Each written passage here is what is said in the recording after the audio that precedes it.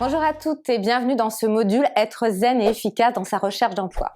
Je suis Karine Montourcy, chef d'entreprise. J'ai créé Paradigm Coaching il y a 7 ans, un cabinet de coaching, de formation et de bilan de compétences.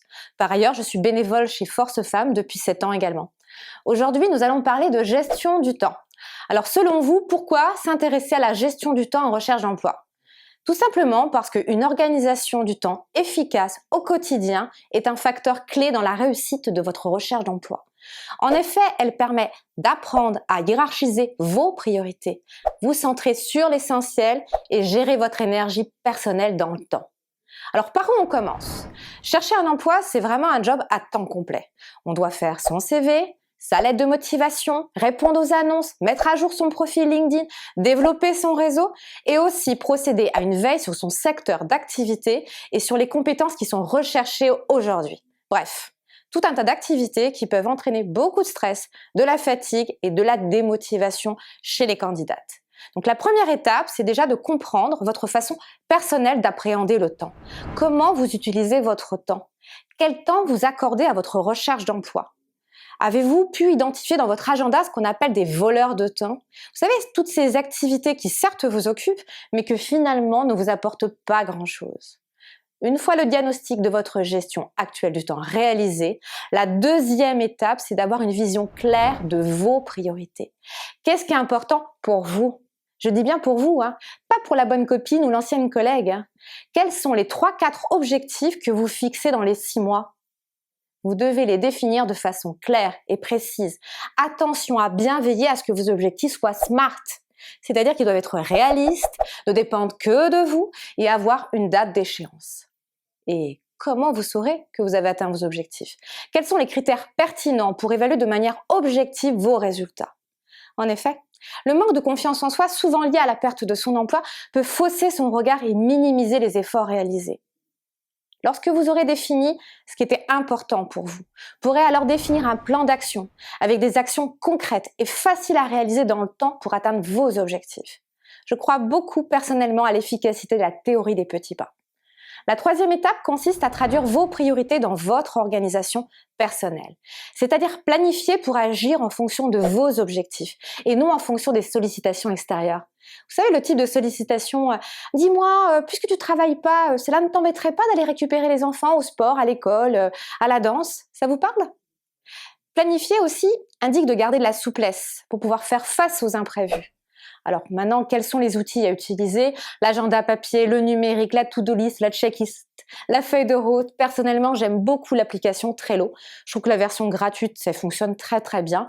Et du coup, elle permet de planifier votre semaine, vos journées. Du coup, vous avancez beaucoup plus vite en fait qu'en gardant tout dans votre tête.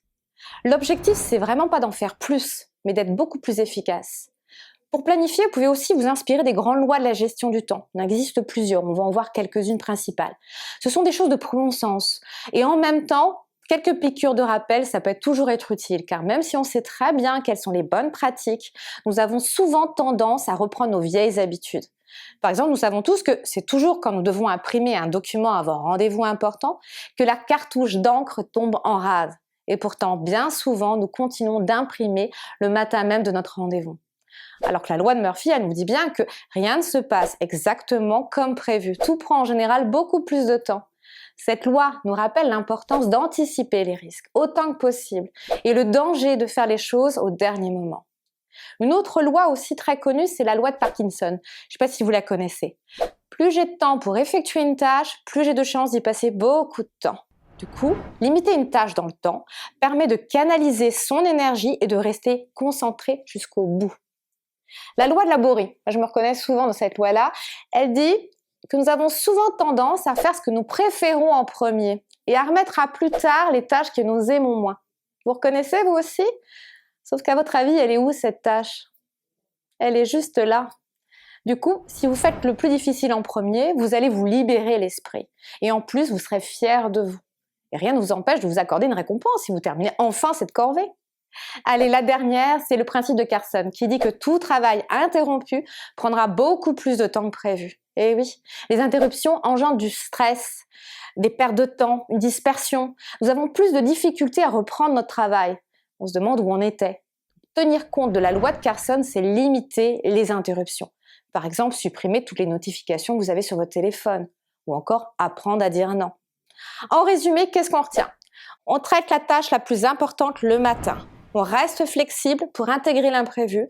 On groupe les tâches de même nature. On se concentre à 100% et on apprend à gérer les interruptions et surtout à dire non.